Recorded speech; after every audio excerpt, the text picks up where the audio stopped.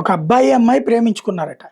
ఆ అమ్మాయికి కొంత ఆర్థిక సాయం చేశాడని ఒక అబ్బాయిని వాళ్ళ కుటుంబాన్ని వెలివేసినటువంటి సంఘటన నెల్లూరు జిల్లా దొత్తలూరు మండలం నర్రవాడ పంచాయతీ వడ్డిపాళెంలో జరిగింది.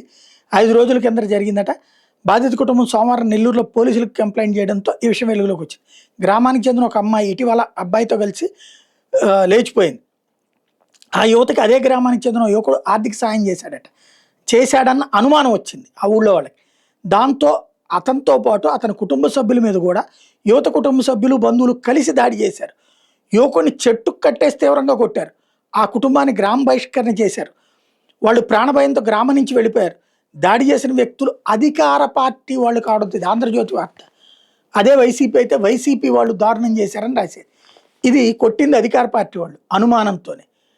కాబట్టి ఇప్పుడు అధికార పార్టీ వాళ్ళు కావడంతో ఏమీ చేయలేకపోతున్నామని బాధితులు వాపోతున్నారు.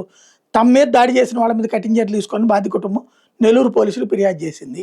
ఇది వార్త రాసేటప్పుడు అదే వైసీపీది అయితే పేరుతో రాయాలి. ఇదైతే కనుక అధికార పార్టీ, అది కూడా బయటికి తెలియకుండా వార్తలు ఎక్కడో మూల రాయాలి.